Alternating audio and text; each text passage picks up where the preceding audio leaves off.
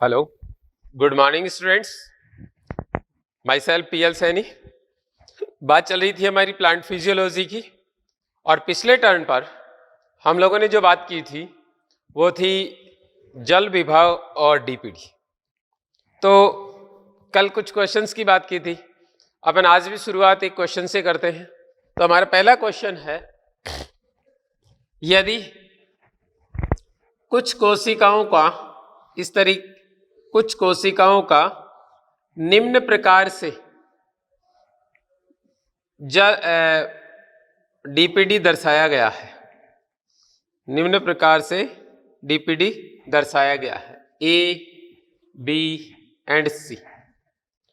इसका OP है आपके पास 8, TP है आपके पास इसका 6, इसका OP है आपके पास 6 और TP है 4, इसका OP है आपके पास 10 और TP है आपके पास इसका 6। तो जल प्रवाह की निश्चित दिशा क्या होगी यदि 3 कोशिकाएं इस प्रकार से व्यवस्थित हैं। 3 कोशिकाएं, क्वेश्चन हमारा ये, यदि 3 कोशिकाएं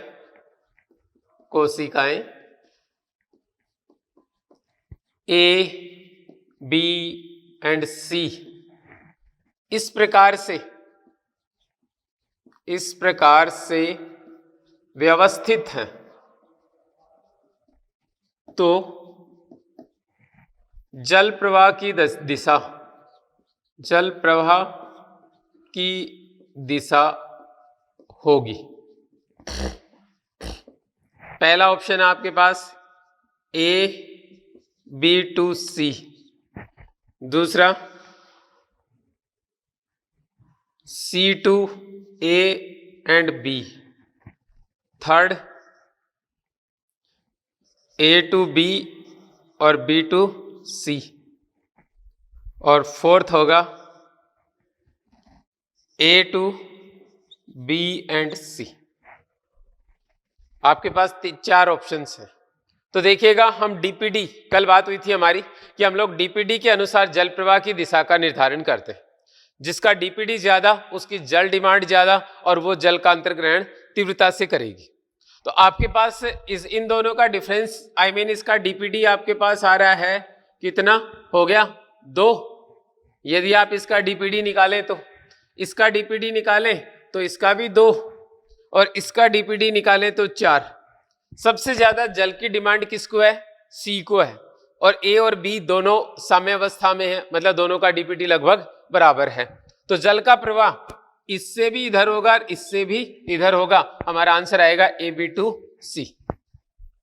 ये तो एक सिंपल सा क्वेश्चन था।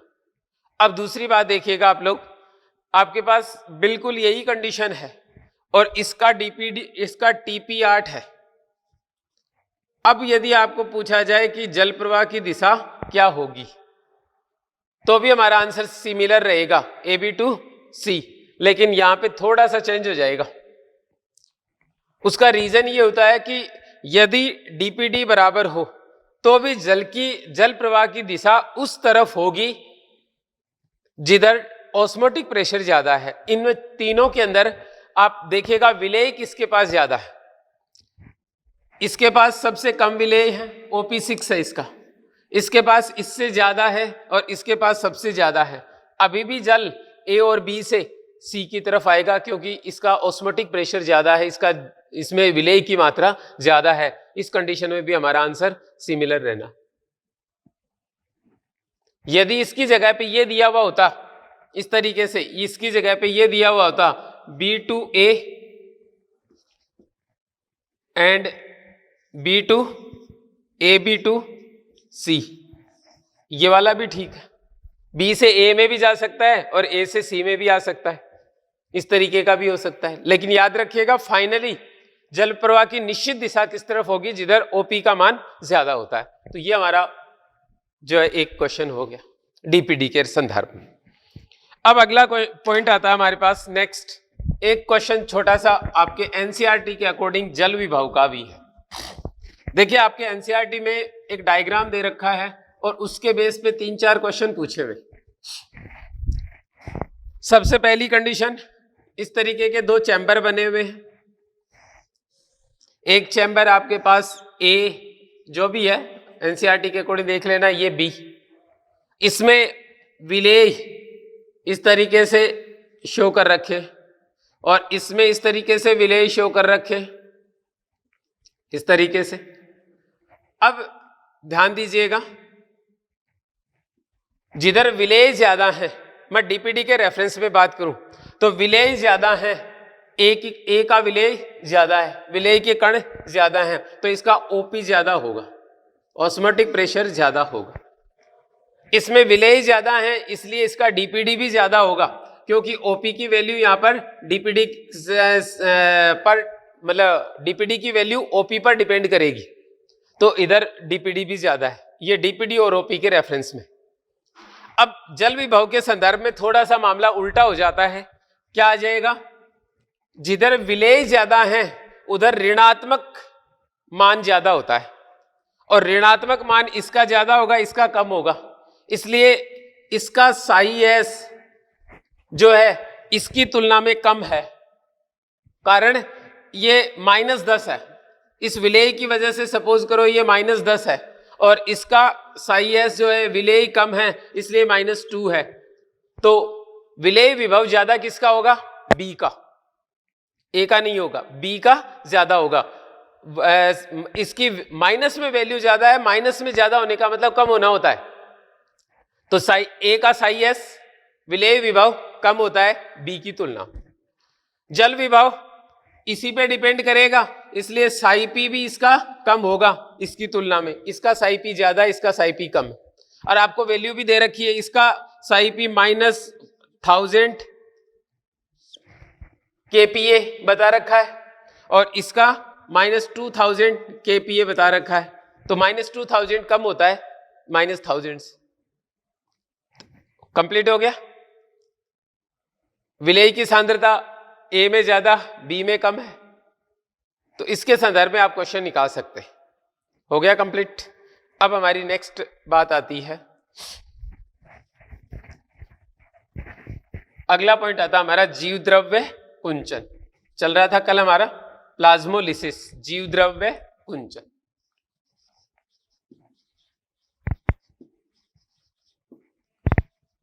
इंग्लिश में बोला जाता है इसको प्लाज्मोलिसिस।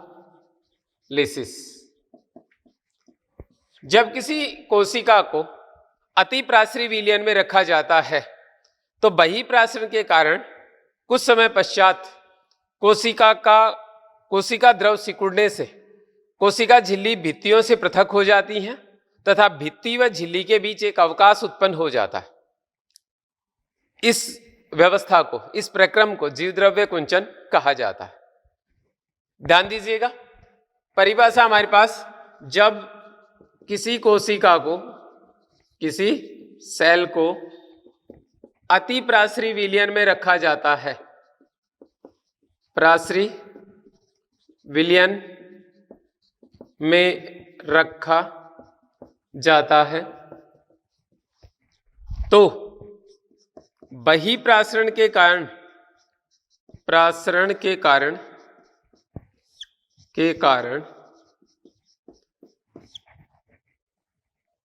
जीवद्रव्य संकुचित होने से कोशिका झिल्ली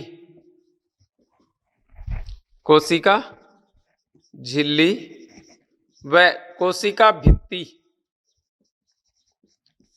पृथक हो जाते हैं, कोशिका भित्ति पृथक हो जाते हैं। यह प्रक्रम जीवद्रव्य कुंचन कहलाता है, जीवद्रव्य कुंचन कहलाता है।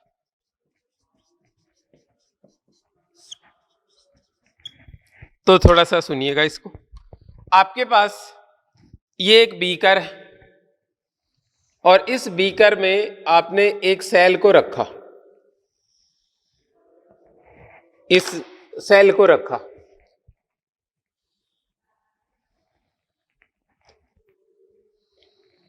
देखिए, एक पूर्ण स्फीत कोशिका जो होती है उसके पास पूर्ण स्फीत, एक होती है स्फीत और एक होती है पूर्ण स्फीत।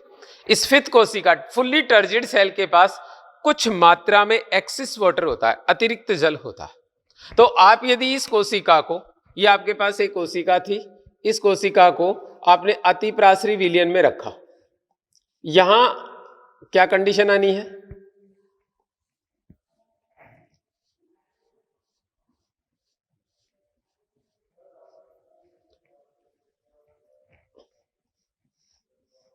इसमें एक कोशिका को रखा, ये वाला जो जल था, ये मतलब ये विलयन जो था अतिप्रासरी था, ये लीजिएगा, इसको पूरी तरह से डुबो दिया हमने, अतिप्रासरी विलयन में रखा। अब क्या कंडीशन आनी है? सबसे पहले बहिप्रासरण होगा, मतलब कोशिका से जल का निष्कासन बाहर की ओर होगा। इस दौरान आपके पास पहला क्वेश्चन आता है कि जब किसी कोशिका को अतिप्रासरी विलयन में रखा जाता है तो सर्वप्रथम कौन से जल का निष्कासन होता है? तो याद रखिएगा, रिक्तिकाओं का जल बाद में बाहर निकलता है और जो है इसका जल पहले बाहर निकलेगा। किसका? जीव द्रव्य का। तो ध्यान दीजिएगा, ये आपके पास होगी इसकी रिक्तिकाएं और इस रिक्तिका के अंदर जल भरा हुआ है। अब क्या होगा? सबसे पहले इस जीव द्रव्य का जल बाहर आएगा। जीव द्रव्य का जल बाहर आने से कोशिका जो है वो अपने सामान्य आकार में आ जाएगी। ठीक है, ये कार्यक्रम आप समप्रासरी विलयन में भी देख सकते हैं। ठीक है, अब हमारे पास आया, जैसे ही जीव द्रव्य का जल बाहर निकलेगा उसके बाद रिक्तिकाओं का जल बाहर निकलने लगेगा। तो सर्वप्रथम अतिरिक्त जल बाहर निकलकर कोशिका अपनी सामान्य स्थिति में आ जाती है। इसे हम प्रारंभिक जीव द्रव्य कुंचन कहते हैं। इसे हम लोगों ने नाम दिया प्रारंभिक जीव द्रव्य कुंचन। इसके बाद सतत रूप से जल हानि होती रहती है और अंत में चरम स्थिति प्राप्त हो जाती है। तो पहले इंसिपिएंट, फिर लिमिटिंग, देन हमारे पास क्या आ जाता है? चरम प्रकृति स्थापित हो जाती। अब अगला पॉइंट आता है, सबसे पहले हमने कहा कि अतिरिक्त जल बाहर निकलेगा, प्रारंभिक जीव द्रव्य कुंचन। उसके पश्चात और अधिक जल हानि होगी तो यहां से क्या होगा? कोणों से कोशिका भित्ति और कोशिका झिल्ली का पृथक्करण होने लगेगा इस जगह से। इस व्यवस्था को हम लोग कहेंगे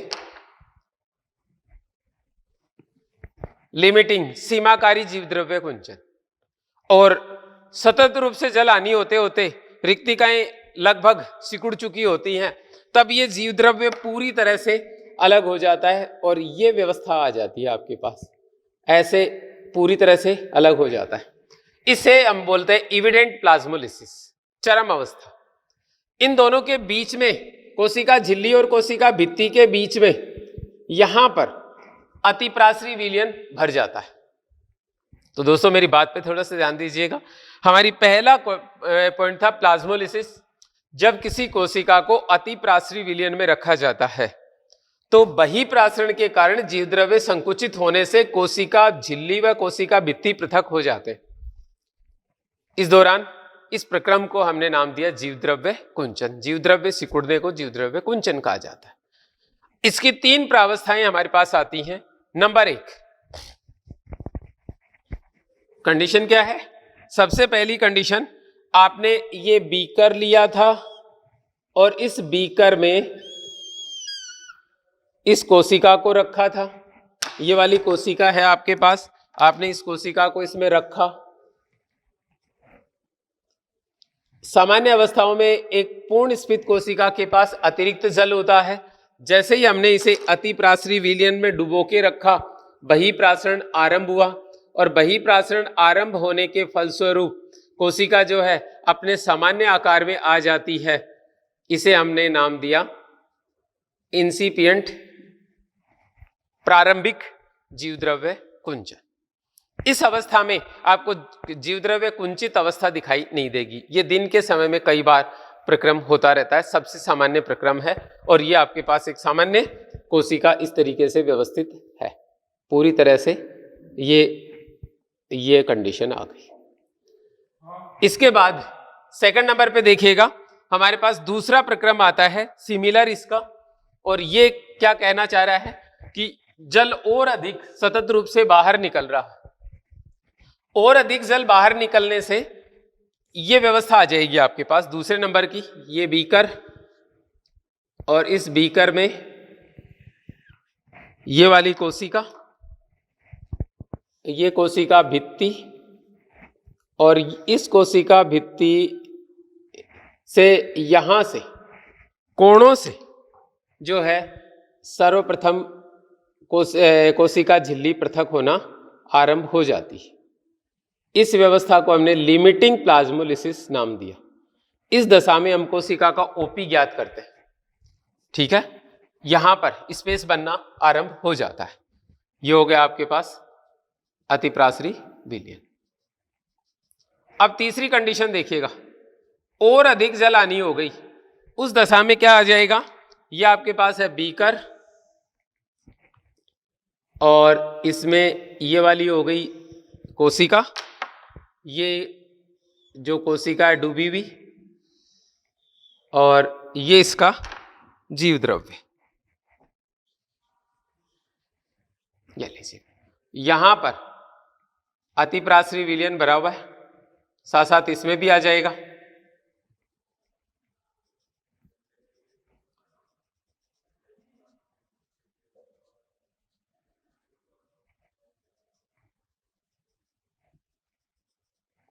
ये लीजिए, ये तीन कंडीशंस हैं। फर्स्ट, प्रारंभिक जीव द्रव्य कुंचन, incipient plasmolysis, plasmolysis. Second number, limiting plasmolysis, और इविडेंट प्लाज्मोलिसिस।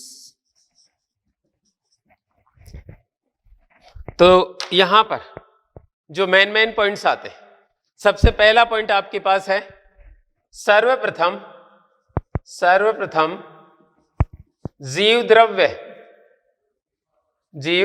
द्रव्य से जल बाहर आता है। तत्पश्चात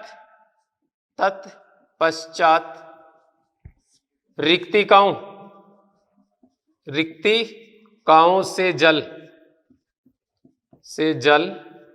बाहर निकलता है। नेक्स्ट, ये फर्स्ट पॉइंट। सेकंड पॉइंट, चरम अवस्था में कोशिका भित्ति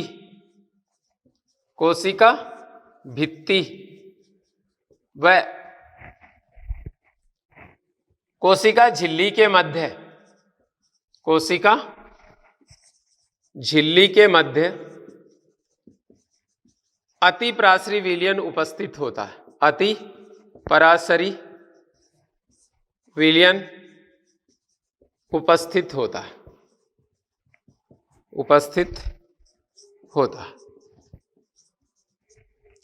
नेक्स्ट, चरम अवस्था अधिक समय तक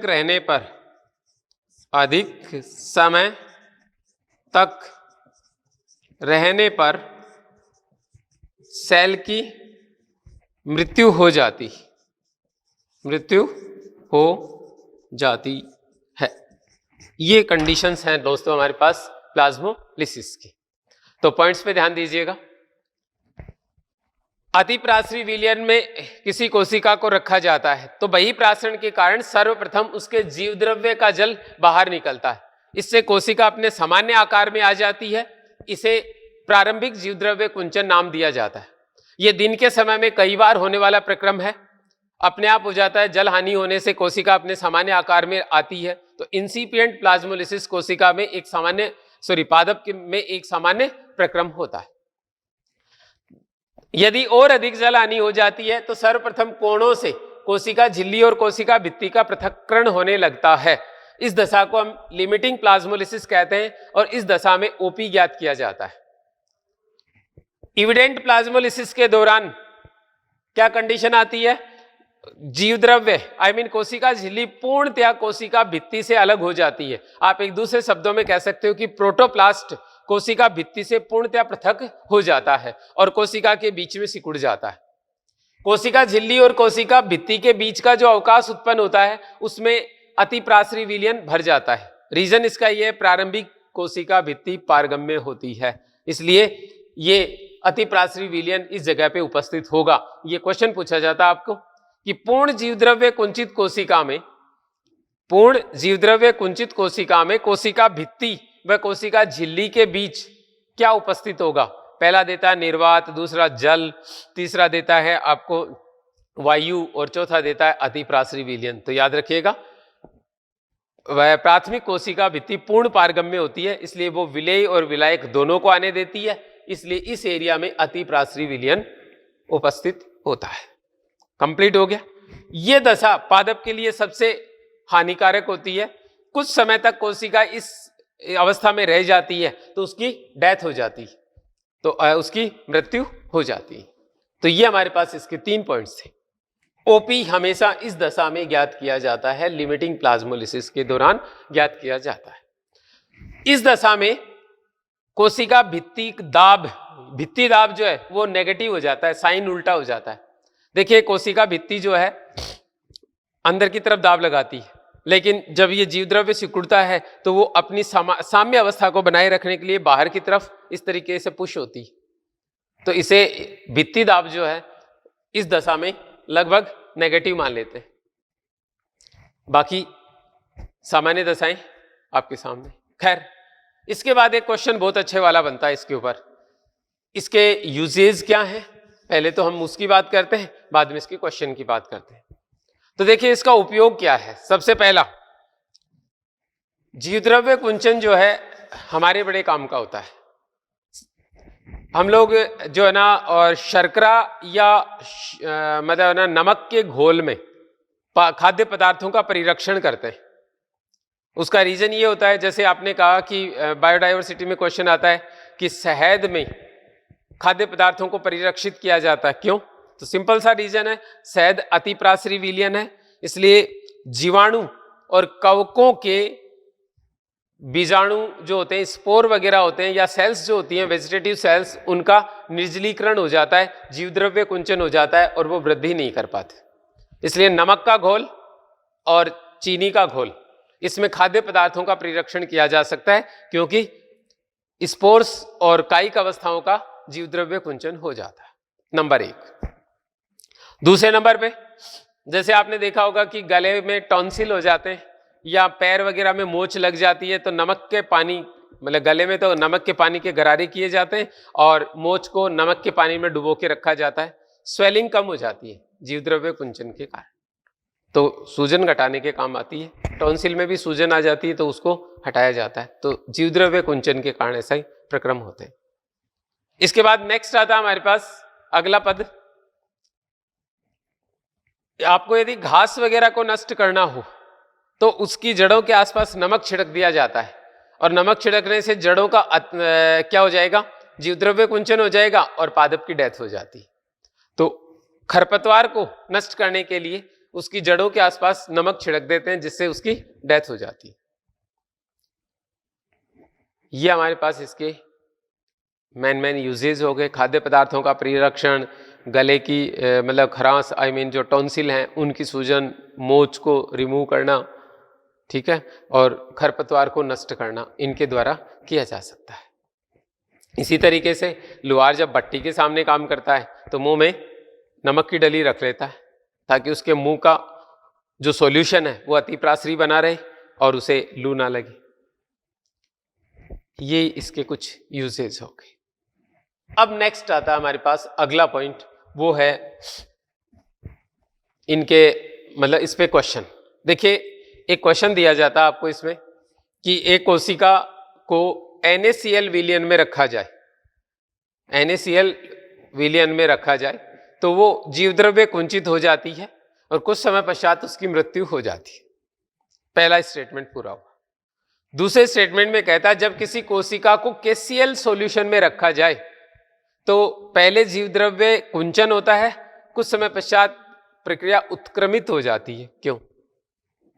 क्वेश्चन बड़ा सिंपल सा है, डायग्राम हमारे काम आने हैं, बात करेंगे।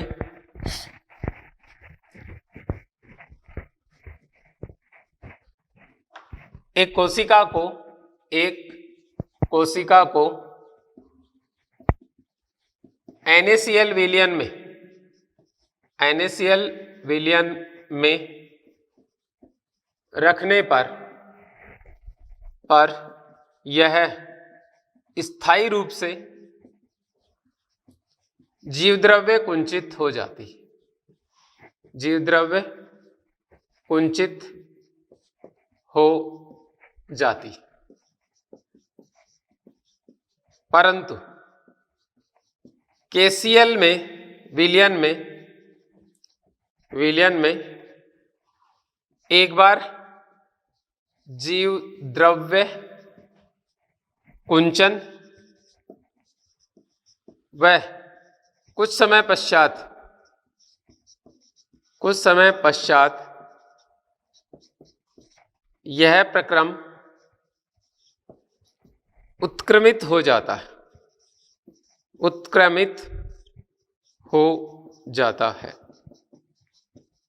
क्योंकि क्वेश्चन बड़ा सिंपल है। आपने NaCl सॉल्यूशन में रखा, ये अवस्था स्थापित हो गई और इसी अवस्था में कोशिका बनी रह गई, लास्ट में उसकी डेथ हो गई।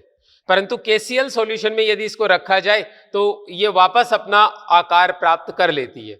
उसका सिंपल सा रीजन है, NaCl जो होता है ना, पादपों के लिए किसी काम का नहीं होता। आप लोग जानते हैं कि पादप कोशिकाओं में Na का और जो है ना कोई रोल नहीं होता, सोडियम का कोई रोल नहीं है। जंतु कोशिकाओं में तो रक्तदाब, मतलब जंतु के शरीर में तो रक्तदाब मेंटेन करने के लिए, नर्व इंपल्स प्रोपेगेशन के लिए Na की आवश्यकता होती है। लेकिन पादपों के पास तो दोनों ही तंत्र नहीं है, ना तो तंत्रिका तंत्र है और ना परिसंचरण तंत्र है, तो उसे Na की आवश्यकता नहीं होती। सामान्य दशाओं पाया जा सकता है पर उसका कोई सिग्निफिकेंट रोल नहीं होता।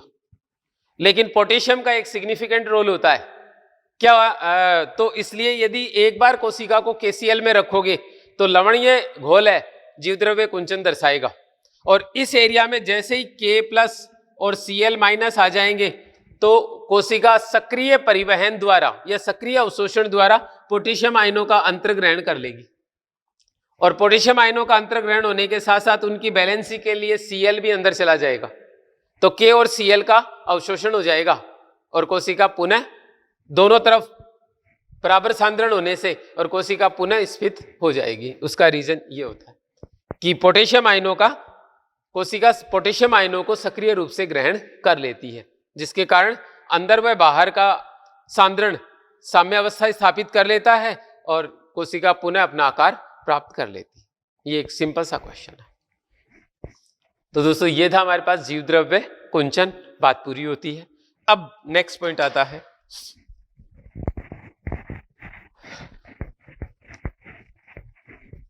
अंतः शोषण।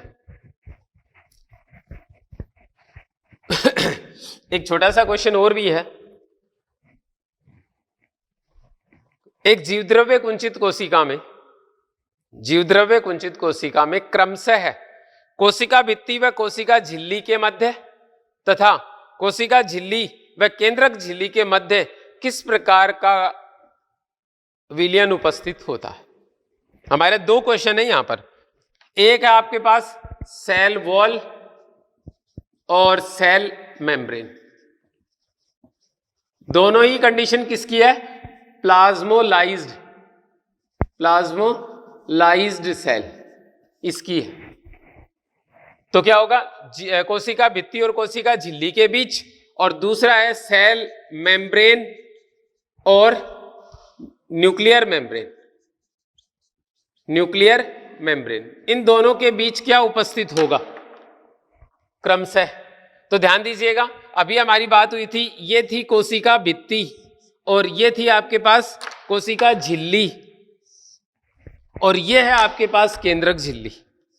तीन कंडीशंस हैं। तो कोशिका भित्ति पूर्ण पारगम्य होती है, इसलिए अतिप्रासरी विलयन यहां उपस्थित होता है। तो यहां तो अभी हमने क्वेश्चन कर लिया था, इस जगह पर अतिप्रासरी विलयन उपस्थित होगा। ठीक है। लेकिन याद रखना जीव द्रव्य जो होता है ना वो केंद्रक द्रव्य के साथ आइसोटोनिक संबंध रखता है, समपरासरी संबंध रखता है। तो यहां पर जो विलयन उपस्थित होगा वो होगा समपरासरी विलयन। तो बात पूरी हो गई। क्रमशः क्या होगा, यहां अतिप्रासरी और यहां समपरासरी विलयन उपस्थित होगा। एक सिंपल सा क्वेश्चन और दिमाग में आता है, एक कोशिका को समपरासरी विलयन में रखा जाए, एक पूर्ण स्फीत कोशिका को समपरासरी विलयन में रखा जाए तो क्या होगा। तो ध्यान दीजिएगा, मैंने अभी थोड़ी देर पहले भी आपको यह बात कही थी। एक पूर्ण स्फीत कोशिका में जल अंश कुछ अधिक होता है, इसलिए यदि उसे समपरासरी विलयन में रखा जाए तो कोशिका अपना सामान्य आकार ले लेगी, मतलब स्फीत दशा में रह जाएगी और अतिरिक्त जल त्याग देगी। तो क्या होगा, अतिरिक्त जल का त्याग होगा और कोशिका अपनी सामान्य अवस्था में आ जाएगी। इस सामान्य अवस्था को आपकी एनसीईआरटी स्लथ अवस्था कहती है, फ्लैसिड अवस्था कहती है। तो यह भी ध्यान रखना, पूर्ण स्फीत कोशिका मतलब अतिरिक्त जल, यदि उसे समपरासरी विलयन में रखा जाए तो कोशिका अतिरिक्त जल का त्याग कर देती। इस अवस्था को आपकी एनसीईआरटी फ्लैसिड या स्लथ दशा कहती है। तो आप ये कह सकते हो कि कोशिका स्लथ हो जाएगी, फ्लैसिड हो जाएगी। ये इसका आंसर हो गया। तो ये हुई हमारी बात प्लाज्मोलाइसिस की। अब एक नाम और आता है डी प्लाज्मोलिसिस। ठीक है, डी प्लाज्मोलिसिस मतलब इसका उल्टा कर देना अपने को। तो इसके लिए परिभाषा क्या यूज करोगे, यदि एक पूर्ण जीवद्रव्य कुंचित कोशिका को आशुत जल में रखा जाए, आशुत जल में रखा जाए या समपरासरी विलयन में रखा जाए तो कोशिका अपना आकार पुनः प्राप्त कर लेती है। इस प्रक्रम को डी प्लाज्मोलिसिस और हिंदी में जीवद्रव्य विकुंचन कहा जाता है। तो कोशिका जल त्यागे तो जीवद्रव्य कुंचन और कोशिका जल ग्रहण करे तो जीवद्रव्य विकुंचन कहलाता है। उल्टा प्रक्रम हो गया और यह कार्यक्रम आपको आशुत जल में प्राप्त होगा। कंप्लीट हो गया। एक शब्द और आता है आपके, वो भी यहीं पे डिस्कस कर लेते हैं, प्रासरणी भंगुर। एक शब्द आएगा प्रासरणी भंगुर, इंग्लिश में बोला जाता है ऑस्मोटिकली फ्रेजाइल। क्या मीनिंग होता है इसका? देखिए, जंतु कोशिकाओं पर कोशिका भित्ति नहीं होती, इसलिए यदि हम जंतु कोशिकाओं को आशुत जल में रखें या अल्प प्रासरी विलयन में रखें तो वो फूलकर फट जाती। इसीलिए अमीबा क्या करता है, संकुचनशील रिक्तिका रखता है, उसके पास जैसे ही जल आता है अतिरिक्त वो उसको बाहर निकालता रहता है इकट्ठा करके संकुचनशील रिक्तिकाओं की सहायता से। उसको आप ऑस्मो रेगुलेशन शब्द दे देते हो। यदि उसकी संकुचनशील रिक्तिकाएं कार्य करना बंद कर दें तो कोशिका फट जाएगी। इसी तरीके से आपको पूछा जाता है एक आरबीसी को यदि हम लोग आशुत जल में रखें तो क्या होगा, फूलकर फट जाती है। परंतु पादप कोशिकाएं अपना अधिकतम आकार ग्रहण कर सकती हैं, फटती नहीं है क्योंकि उन पर कोशिका भित्ति पाई जाती। जंतु कोशिकाएं प्रासरणी भंगुर होती हैं या वे कोशिकाएं जिन पर कोशिका भित्ति नहीं पाई जाती प्रासरणी भंगुर होती हैं, और जिन पर कोशिका भित्ति पाई जाती है वो प्रासरणी प्रतिरोधी होती हैं। मतलब आप एक तरह से ये कह सकते हो कि कभी फटेंगी नहीं।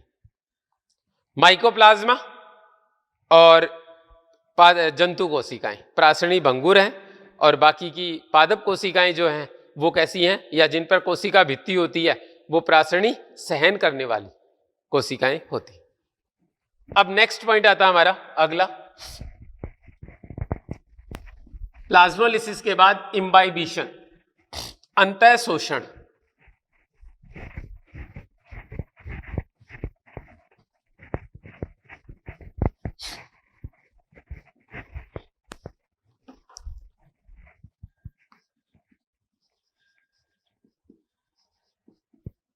इम्बाइबिशन, अंतः शोषण।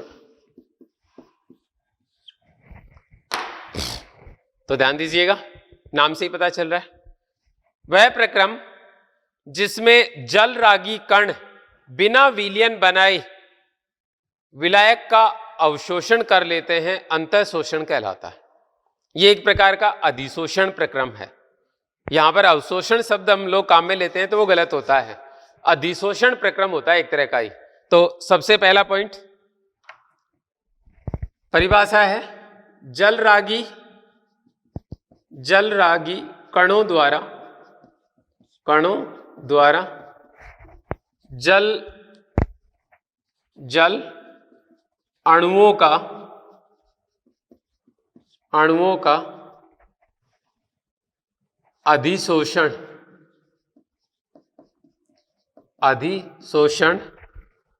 अंतःशोषण कहलाता है, अंतःशोषण कहलाता है। परिभाषा है नंबर 1। नंबर 2, इसमें विलयन नहीं बनता। तीसरा पद, इस प्रक्रम में कोलाइड्स, जलरागी होने चाहिए, कोलाइड्स सतह पर जल बंधन करते हैं। इसके बाद नेक्स्ट,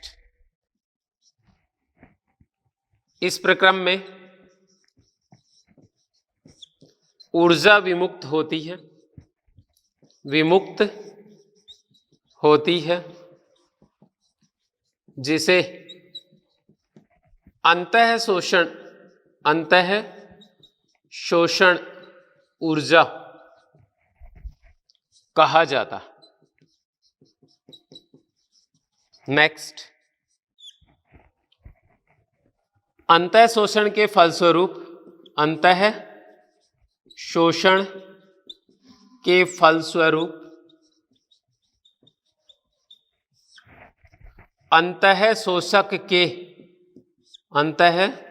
अंतःशोषक के आयतन में वृद्धि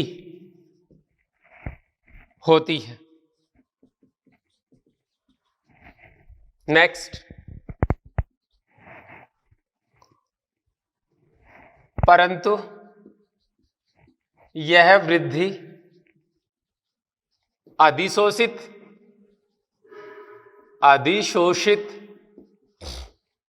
जल के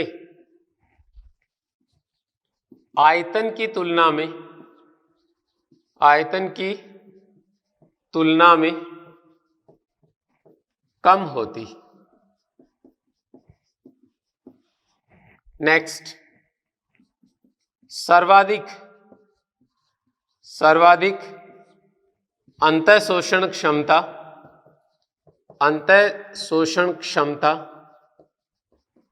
एगार में पाई जाती है,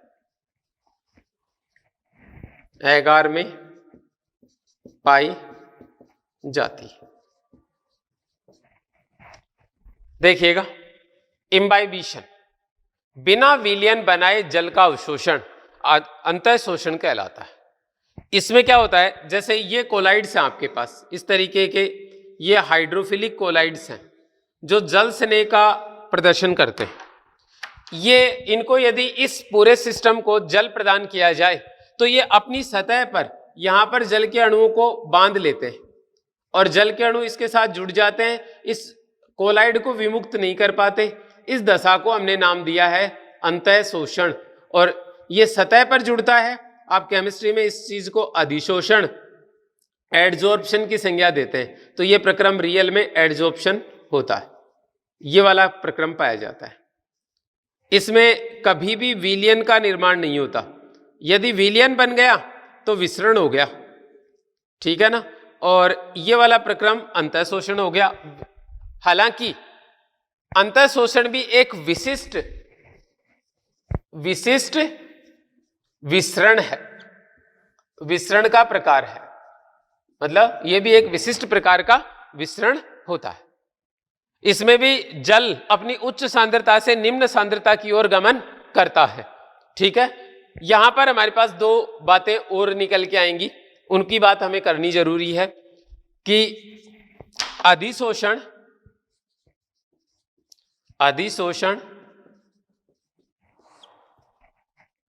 अंतःशोषक व विलयन के मध्य विलयन क्या विलायक बोलेंगे, वह विलायक के मध्य जल बंधुता पर निर्भर करता है। नेक्स्ट, यह भी सांद्रता प्रवणता के अनुरूप पाया जाता है।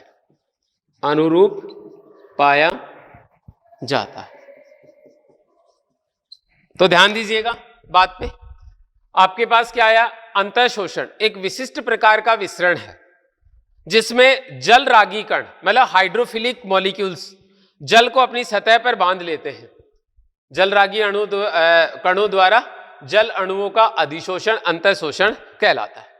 इसमें विलयन का निर्माण कभी नहीं होता, हमेशा केवल जल के अणुओं को अपनी सतह पर बांधा जाता है। इस प्रक्रम में कोलाइड्स सतह पर जल बंधन करते हैं। इस प्रक्रम में ऊर्जा विमुक्त होती है। देखिए, जल के अणुओं के पास मुक्त ऊर्जा होती है। जैसे ही वो इस अणु के साथ जुड़ेगा, इसकी सतह पे जुड़ेगा, अपनी मुक्त ऊर्जा का त्याग कर देता है। यह मुक्त ऊर्जा ऊष्मा के रूप में बाहर निकलती है। इस ऊर्जा को हम लोग नाम देते हैं अंतःशोषक ऊर्जा। आप लोगों ने इस चीज को अच्छी तरह महसूस किया होगा। आटा गूंथते समय उसका तापमान बढ़ जाता है। आटे के कण जलरागी होते हैं। जैसे ही हम उसमें पानी ऐड करते हैं तो पानी के अणुओं की मुक्त ऊर्जा ऊष्मा के रूप में विमुक्त होती है, इसलिए आटा थोड़ा सा गर्म हो जाता है। आप पहली बार पानी मिलाकर आटे को ऐसे गोल घुमाओगे तो आपकी अंगुलियों को थोड़ी सी गर्मी महसूस होगी। उसका रीजन यही होता है। फिर उसके बाद आता है अंतःशोषण के फलस्वरूप अंतःशोषक के आयतन में वृद्धि होती है। बिल्कुल फैलेगा। इसका एक अच्छा एग्जाम्पल है, बारिश के मौसम में जो दरवाजे बंद नहीं हो पाते, उसका रीजन क्या होता है? लकड़ी जो है वो नमी का अधिशोषण कर लेती है। उससे उसके आयतन में, उसके आकार में थोड़ा सा फर्क पड़ जाता है और थोड़ा सा बड़ा हो जाता है। इसलिए दरवाजे बड़ी मुश्किल से बंद होते हैं और कई बार आपने देखा होगा दरवाजे बंद भी नहीं होते, बढ़ जाते हैं थोड़े से। और जैसे ही बारिश का सीजन चला जाता है, जल त्याग दिया जाता है, दरवाजा वापस अपनी नॉर्मल स्टेज में आ जाता है। तो आयतन में वृद्धि होती है, उसका आकार थोड़ा सा बढ़ जाता है। इसके बाद परंतु यह वृद्धि अधिशोषित जल की तुलना में कम होती है, उसकी आयतन की तुलना में कम होती है सदैव। उसका रीजन क्या होता है? देखो, इसकी सतह पे जुड़ेगा। अंतःशोषक के पास अंतरावकाश भी तो होते हैं, उनमें भी तो जल व्यवस्थित होता है, इसलिए जल अंदर ज्यादा जाएगा। अंतरावकाशों में यदि जल व्यवस्थित होता है तो क्या अधिशोषक के आकार में परिवर्तन आएगा? कभी नहीं। उसके अणुओं के चारों तरफ जल टिकेगा, मतलब जुड़ेगा, तो ये थोड़ा सा फैलेगा। अंतरावकाश तो खाली पड़े थे, पहले हवा थी, अब जल आ गया, कोई फर्क नहीं पड़ा। इसलिए अधिशोषक के आयतन में जो वृद्धि होती है वो अवशोषित जल की तुलना में सदैव कम होती है। ठीक है, ये बात आपको याद रखनी है। इसके बाद हमारे पास आता है सर्वाधिक अंतःशोषण क्षमता एगार एगार में पाई जाती है। ये अपने भार से 100 गुना जल का अधिशोषण कर सकता है। इसी तरीके से पैक्टिन, प्रोटीन और स्टार्च जल का अधिशोषण कर सकते हैं, परंतु कार्बोहाइड्रेट में सर्वाधिक कम, सबसे कम अधिशोषण होता है और एगार एगार में सर्वाधिक अधिशोषण होता है। ठीक है, पैक्टिन प्रोटीन बीच में आते हैं। ये हो गया हमारे पास नेक्स्ट पॉइंट।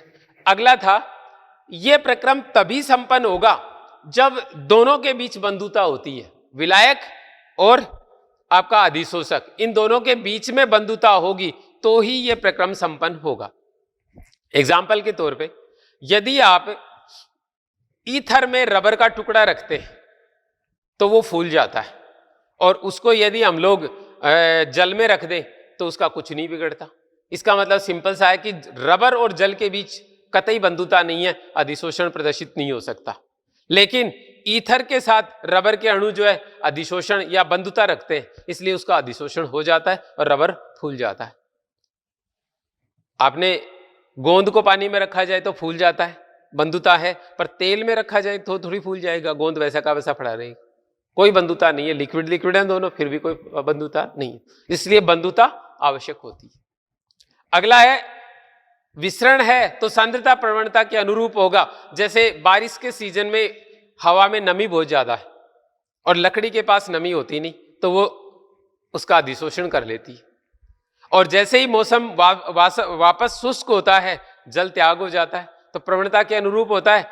एक अंतः शोषक, जरूरी नहीं है कि जल को परमानेंटली अपने साथ बांध ले। एगार एगार को पानी में रखो, फूल जाएगा, धूप में रखो, वापस सूख जाता है। और आजकल तो मार्केट में वो गोलियां सी आती है जिनको पानी में डालते हैं, अंगूर से हो जाते हैं, और उनको सुखा के देखो, वापस छोटा सा दाना बन जाता है। तो उस तरीके की व्यवस्था, मतलब उत्क्रमणीय परिवर्तन है। जिधर सांद्रता ज्यादा होगी जल उधर चला जाएगा, उधर से कम सांद्रता की ओर चला जाएगा, मतलब सांद्रता घटी, प्रवणता डिस्टर्ब हुई और प्रक्रम उल्टा हो जाता है। तो ये था हमारे पास अंतः शोषण, और ये इससे संबंधित पॉइंट्स थे। अब दोस्तों एक बात, इस पे भी क्वेश्चन बनते हैं।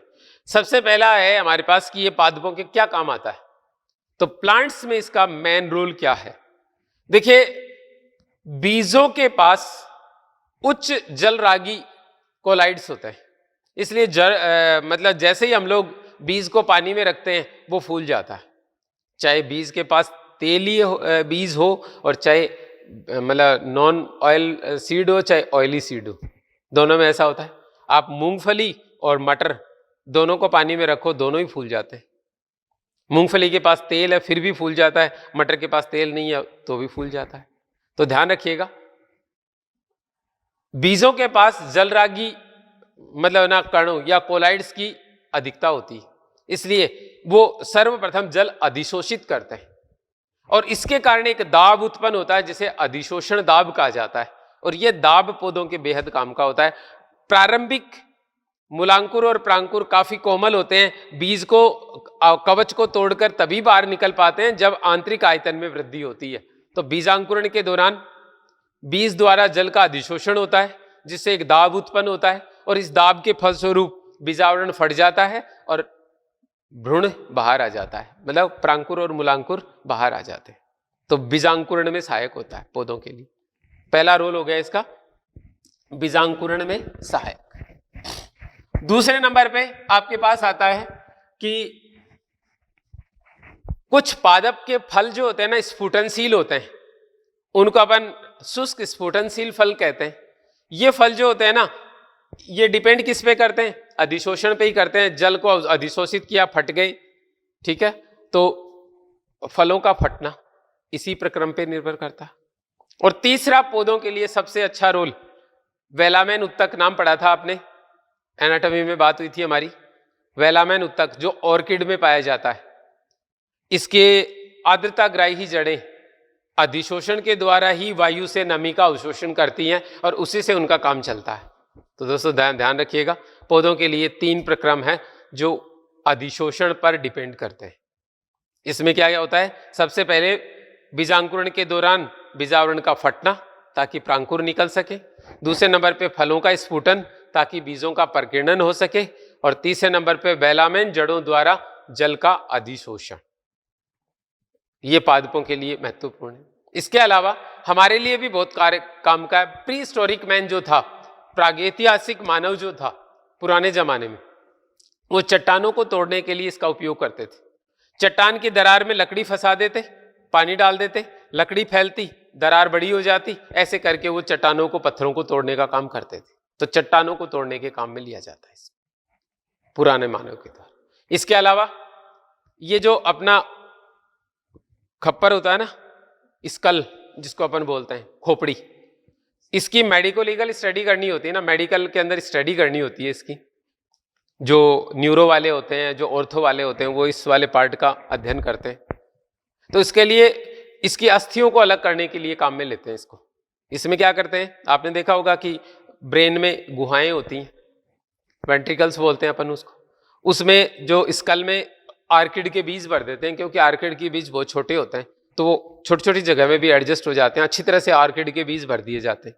उसके बाद उसमें थोड़ा सा पानी डाल देते हैं, जैसे ही आर्किड के बीज पानी को अधिशोषित करके फूलेंगे तो ये अस्थियां जो होती हैं, सूचर जो होते हैं ना, ये ओपन हो जाते हैं और सारी अस्थियां बिना टूटे अलग हो जाती। तो स्कल बोन को अलग करने के काम में भी आता है, मतलब खोपड़ी की अस्थियों का पृथक्करण इससे किया जा सकता है। नॉर्मल लाइफ में भी अपन इसको देख सकते हैं, बारिश के दिनों में किवाड़ का, दरवाजों का टेढ़ा मेढ़ा हो जाना अधिशोषण के फलस्वरूप होता है। तो ये इसके कुछ एग्जाम्पल्स और यूजेज हैं जो हमारे काम के होते हैं। इम्बाइबिशन प्रेशर पावरफुल होता है। आपने कभी देखा हो तो फर्श यदि सीमेंट का डाला जाए और उसमें बीज दब गए हों तो दूसरे तीसरे दिन वो सीमेंट को तोड़कर भी बीज बाहर निकल आता है, इम्बाइबिशन प्रेशर की वजह से। ठीक है। इसके अलावा यदि किसी बर्तन में आप बीजों को भरकर, मिट्टी के बर्तन में बीजों को भर के थोड़ा सा पानी डाल के और उसको अच्छी तरह से टाइटली पैक कर दो, दूसरे या तीसरे दिन वो फूट जाएगा अपने आप। जैसे ही वो बीज फूलेंगे फट जाता है। तो पावरफुल होता है ये, इसीलिए चट्टानों को तोड़ देता है। ये हो गया हमारे पास इम्बाइबिशन। तो दोस्तों ये 6 डेफिनेशन थी आपके पास। सबसे पहला पद था आपके पास कौन सा? विसरण।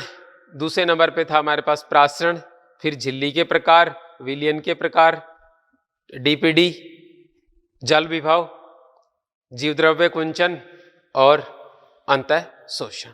6 डेफिनेशंस हैं ये आपके पास, जिन पर पादप जो है जल का अंतर्ग्रहण करता है। अब एक चीज ध्यान दीजिएगा, देखिए किसी कोशिका में पदार्थों का आवागमन जो है वो 2-3 तरीके से हो सकता है। पदार्थों का आवागमन 3 तरीके से हो सकता है।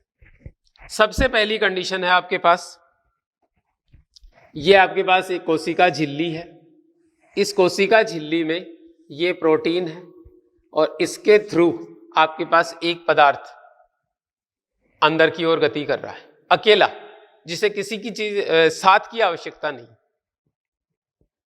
उसका अधिशोषण हो रहा है या उसका अंतर्ग्रहण हो रहा है या अवशोषण हो रहा है, तो इसे हम लोग अकेले का जो है मूवमेंट होता है, इसको यूनिपोर्ट कहा जाता है।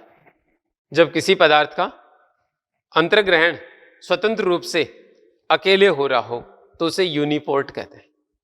इसके बाद दूसरे नंबर पे, जैसे मान लीजिए आपके पास ये K+ था और ये Cl- है, तो आप लोग जानते हो अच्छी तरह से कि K+ को अंतर्ग्रहित करेंगे तो कोशिका में धनात्मक आयनों की मात्रा बढ़ने पर यह धनावेशित हो जाएगी। इसलिए इसके आवेश को निरस्त करने के लिए हमें क्लोराइड भी चाहिए।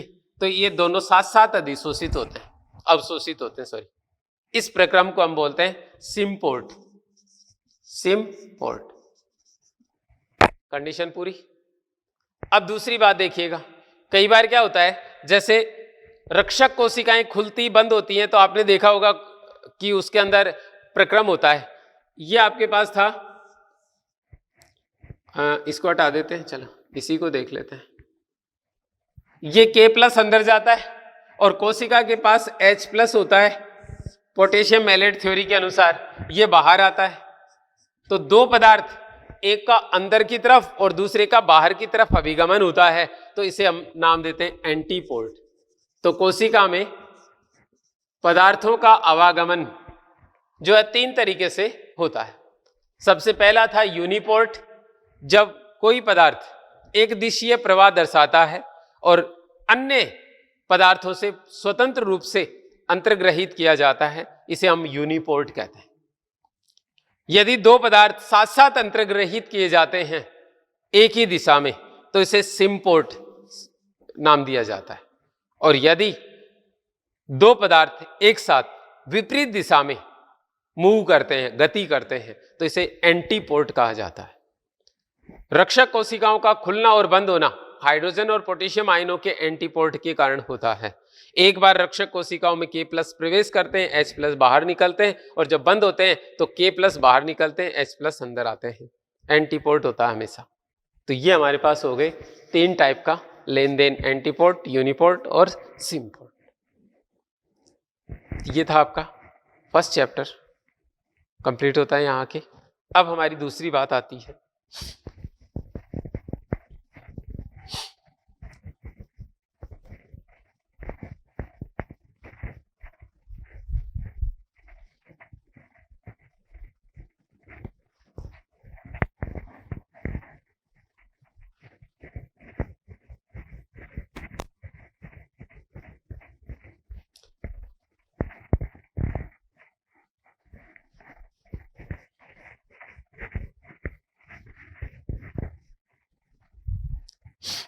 वाटर एब्जॉर्प्शन, जल अवशोषण, जल अवशोषण, वाटर एब्जॉर्प्शन। कंप्लीट। बात थी जल अवशोषण की। परिभाषा बड़ी सिंपल सी है, मूल द्वारा मृदा से जल का अंतर्ग्रहण जल अवशोषण कहलाता है। अब वो अंतर्ग्रहण पैसिव है, एक्टिव है, सक्रिय निष्क्रिय, वो तो अलग बात है, परंतु हमारे पास बड़ा सिंपल सा क्वेश्चन है, परिभाषा है कि मृदा से जड़ों द्वारा जल का अंतर्ग्रहण जल अवशोषण कहलाता है। सबसे पहले हमें यहां पर बात करनी है जल की, वाटर, जो कि मृदा में उपस्थित होता है। उसके लिए हम लोग वर्ड यूज करेंगे सॉइल वाटर, मृदा जल। देखिए, स्थलीय पारिस्थितिकी में जल का एकमात्र स्रोत होता है वर्षा जल, और वर्षा जल का अधिकांश भाग बहता हुआ एक जगह से दूसरी जगह चला जाता है। कुछ मात्रा में जल मृदा में विसरित हो जाता है। यही जल लास्ट में पौधों के काम आता है। तो रन अवे वाटर जो होता है, स्वतंत्र बहने वाला जल, स्थानीय पादपों के किसी काम का नहीं। हम ये नहीं कहेंगे पादपों के काम का नहीं, हम ये कहेंगे स्थानीय पादपों के किसी काम का नहीं है। जैसे मान लो बारिश हुई, यहां से जल बहकर वहां चला गया, तो ये वाला पेड़ थोड़ी उस जल के साथ वहां चला जाएगा। तो इस पादप के लिए वो क्या काम का, यहां से तो बह गया वो। तो बहता हुआ जल स्थानीय पादपों के किसी काम का नहीं होता। अब दूसरे नंबर पे हमारे पास आता है मृदा में जो जल चला जाता है उसे हम कंबाइंड वाटर, सॉइल वाटर की संज्ञा देते हैं, मृदा जल की संज्ञा देते हैं। और ये 4 प्रकार का होता है। सबसे पहला होता है हमारे पास गुरुत्वीय जल, ग्रेविटेशनल वाटर। गुरुत्वीय जल जो है, ये आपके पास मृदा के कण हैं इस तरीके से, और इन मृदा कणों के बीच में ये जल जो होता है ना, यहां पर उपस्थित होता है इस तरीके से, ऐसे। और फाइनली ये क्या करता है, इन अंतरावकाशों से और लास्ट में नीचे की तरफ चला जाता है। ये लीजिएगा, कंप्लीट हो गया। तो ध्यान दीजिएगा, गुरुत्वीय जल मृदा कणों के बीच अंतरावकाशों से होते हुए ये अंततः जल पटल पर एकत्रित हो जाता है। आप दूसरे शब्दों में ये कह सकते हैं कि ये मृदा के अंदर स्वतंत्र रूप से बहने वाला जल है। सतह पे बहता है वो तो दूर चला जाता है, ये अंदर बहता हुआ ये भी दूर चला जाता है। और आप जानते होंगे कि पादप की जड़ें जो है बी होरिजन तक होती, इसके बाद जड़ें नीचे नहीं जा पाती। तो ध्यान दीजिएगा, गुरुत्वीय जल मृदा के अंदर स्वतंत्र रूप से बहता हुआ जल गुरुत्वाकर्षण के प्रभाव में अंततः जल पटल पे जाकर एकत्रित हो जाता है। ये पादपों के किसी काम का नहीं। दूसरे नंबर पे हमारे पास आता है आर्द्रताग्राही जल, हाइग्रोस्कोपिक वाटर। आर्द्रता ग्राही जल, ये क्या होता है, ये मृदा कण है आपके पास।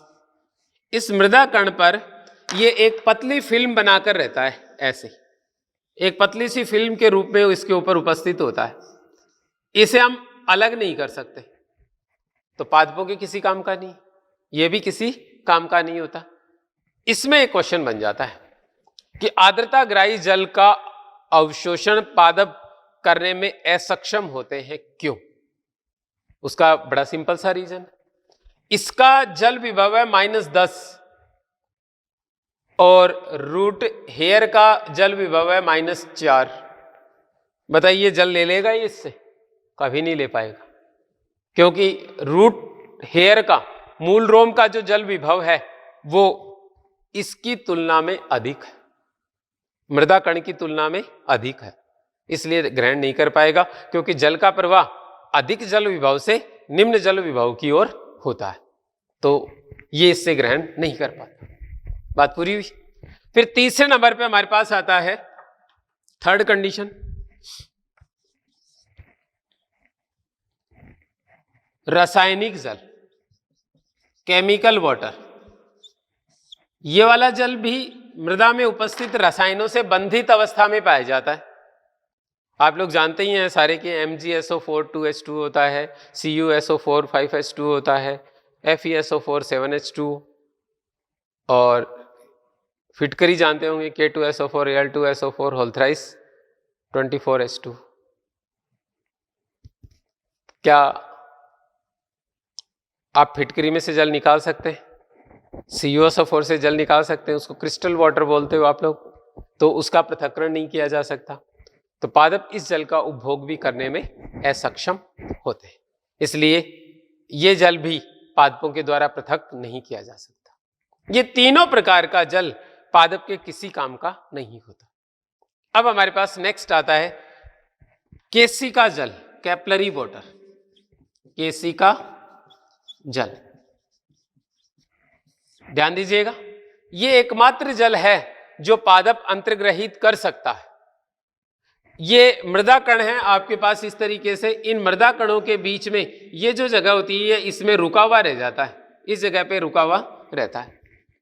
तो दो कणों के बीच या जो मृदा कणों के बीच जो केसिका बनती है, एक पतली सी मतलब ना स्पेस रहता है, उसे केसिका बोला जाता है, जिसके अंदर ये जल रुका हुआ रहता है और यही जल एकमात्र पादपों के द्वारा अवशोषित किया जाता है। इसे हम अवेलेबल वाटर कहते हैं, प्राप्य जल की संज्ञा देते हैं। तो मृदा में 4 प्रकार का जल, जिसमें से केवल एक प्रकार का पादपों के लिए उपलब्ध होता है। आप जब किसी पौधे को पानी देते हैं तो आपने देखा होगा कि गमले में नीचे से कुछ पानी निकल जाता है, वो होता है गुरुत्वीय जल। कुछ जल जो है वो मिट्टी के कणों के साथ बंधा हुआ रहता है, पौधा उसको ले नहीं सकता, आर्द्रताग्राही जल, और रासायनिक जल तो रसायनों के साथ बंधित मिलेगा। अब अतिरिक्त जल जो है वो कहाँ पे होगा? केसिकाओं में रुका हुआ होगा, पादप उसे अवशोषित करेगा, जैसे ही वो खत्म होगा पादप में मुरझान होना स्टार्ट हो जाता है। दोस्तों यहां पर हमारे पास 2 अलग से डेफिनेशन, हालांकि एनसीईआरटी इनकी बात नहीं करता लेकिन वाष्पोत्सर्जन में करेगा, वो हम यहीं पे बात कर लेते हैं। एक पादप जो होता है वो इन तीनों जल का अवशोषण नहीं कर पाता, ये अनअवेलेबल वाटर हो गया, ये वाला अवेलेबल वाटर है। जैसे इस जल की मात्रा कम होती है पादप में धीरे धीरे मुरझान आता है और उसे मलानी कहा जाता है, मुरझाने को मलानी कहते हैं। जब इस जल की पूर्णतया अनुपस्थिति हो जाती है, पादप पूरी तरह से मुरझा जाता है, इस अवस्था में मृदा में ये तीनों जल उपस्थित रहते हैं और इन जल की मात्रा को संयुक्त रूप से मलानी गुणांक कहा जाता है, विल्टिंग कोफिशिएंट कहते हैं, मलानी गुणांक। ठीक है, इसके बाद एक पॉइंट और आता है, इस चारों जल को सम्मिलित रूप से जो मृदा में उपस्थित रहता है, दरअसल ये तो निकल जाता है, इन तीनों जल की मात्रा को सम्मिलित रूप से फील्ड कैपेसिटी की संज्ञा दी जाती है, क्षेत्रधारिता कहा जाता है। परिभाषा क्या निकलेगी? इकाई मृदा की इकाई क्षेत्रफल द्वारा अधिकतम रोके गए जल की मात्रा क्षेत्रधारिता कहलाती है। अब इसमें से रोका कौन सा गया है? ये तो निश्चित है, मात्रा इसी की होती है, तो जितना केसिका जल होता है उतनी क्षेत्रधारिता उच्च होती है, और क्षेत्रधारिता से अधिक मात्रा का जल जलाक्रांत दशा उत्पन्न करता है, वाटर लॉगिंग कंडीशन उत्पन्न करता है। यहां पर हमारे पास एक क्वेश्चन आता है कि बाढ़ में डूबे हुए पादप कुछ समय पश्चात मृत हो जाते हैं, क्यों? आंसर बड़ा सिंपल सा है, अधिक मात्रा का जल है तो मृदा जलाक्रांत हो जाएगी, उसमें वायु नहीं होगी, और बिना वायु क्या हो जाएगा? जड़ों को श्वसन के लिए ऑक्सीजन उपलब्ध न होने के कारण जड़ें मर जाएंगी, पादप अपने आप मर जाएगा। तो बाढ़ में डूबे हुए पादप वायु की जड़ों को वायु की अनुपस्थिति के कारण मर जाते हैं। कंप्लीट हुआ। एक क्वेश्चन आपके पास है जीवद्रव्य कुंचन से जुड़ा हुआ कि किसी पादप को अधिक मात्रा में केमिकल फर्टिलाइजर दे दिए जाए तो उसकी डेथ हो जाती है, क्यों? मृदा अति पराश्री हो जाती है, मतलब मृदा विलयन अति पराश्री हो जाता है, जड़ों का जीवद्रव्य कुंचन होने से डेथ हो जाती है। तो ज्यादा खाद देने पर भी पौधा मर जाता है और ज्यादा पानी देने पर भी पौधा मर जाता है।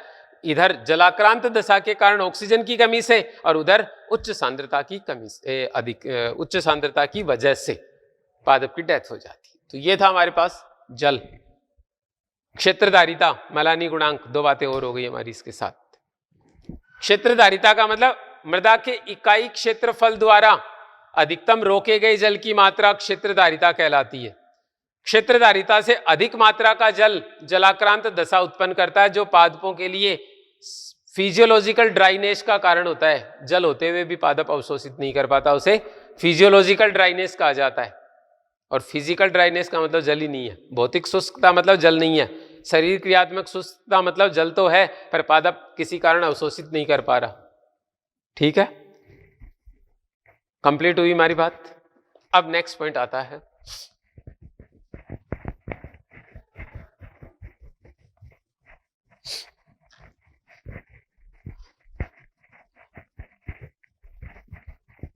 जल अवशोषण मार्ग। जल अवशोषण मार्ग, पाथ, दो प्रकार का होता है। देखिए क्या क्या होता है, आपके पास ये कोशिकाएं इस तरीके से, ये कोशिकाएं, ये इनकी कोशिका भित्तियां हो गई इस तरीके से,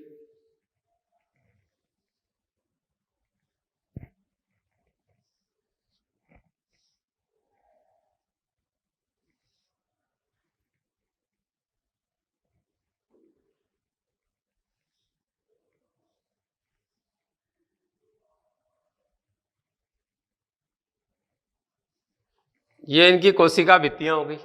जल, यदि कोशिका भित्ति, रेड वाले से लिखते थे, कोशिका भित्ति और कोशिका अंतरावकाशों से गति करे तो इसे हम लोग नाम क्या दे देते हैं, एपोप्लास्टिक पाथ।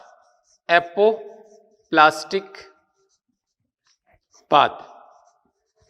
और यदि जल कोशिका भित्ति को क्रॉस करके झिल्ली और तत्पश्चात रिक्तिका से रिक्तिका में ऐसे गति करे तो इसे नाम दिया जाता है सिम्प्लास्टिक पाथ।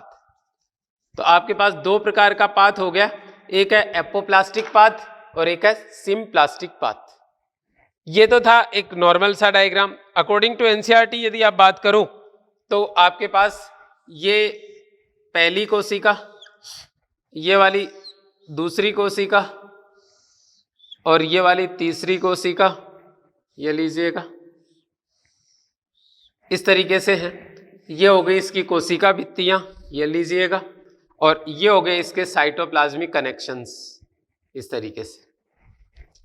आप जानते हैं कि ये कोशिका है, इस कोशिका की ये वाली रिक्तिका हो गई, ये वाली रिक्तिका हो गई और ये वाली रिक्तिका हो गई।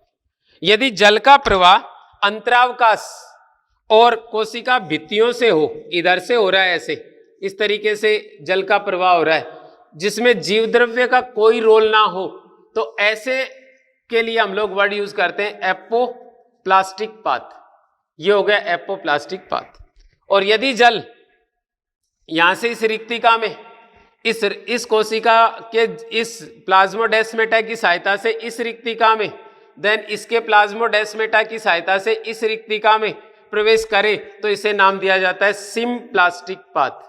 सो पादप में जल का प्रवाह दो विधियों के द्वारा होता है, एक होता है एपोप्लास्टिक और एक होता है सिम्प्लास्टिक। यदि कोशिका झिल्लियां, रिक्तिकाएं और जीव द्रव्य जल संचलन में भाग ना ले तो ऐसे पथ को हम लोग नाम देते हैं एपोप्लास्टिक। इसमें मृत भाग होता है, कोशिकाओं के बीच स्थित अंतरावकाश और कोशिका भित्तियां इसमें सक्रिय रूप से भाग लेती।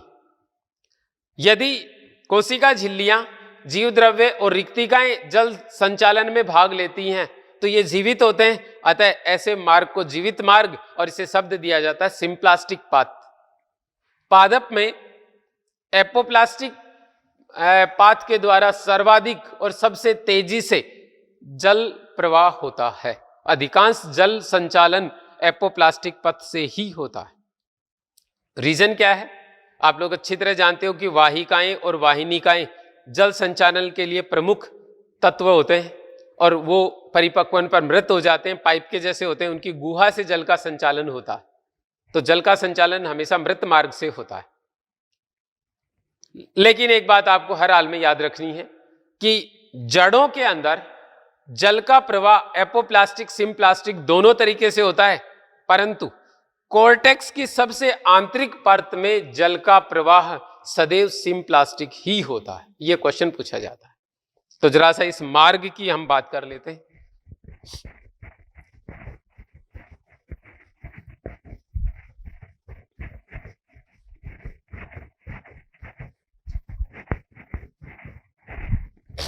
आप इस मार्ग की बात करें तो आपके पास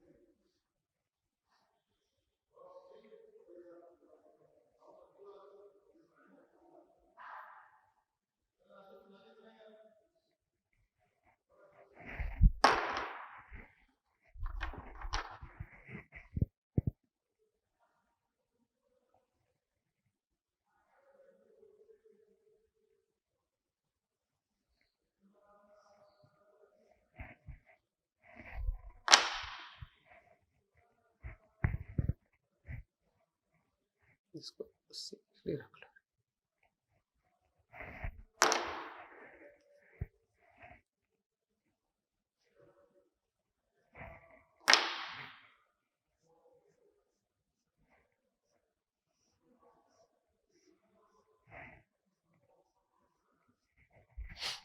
तो दोस्तों जरा सा देखिएगा, ये आपके पास है जड़ की आंतरिक संरचना। इस वाले एरिया में ये जो कंडीशन है आपके पास, ये जो है ये मृदा कण हो गए इस तरीके से।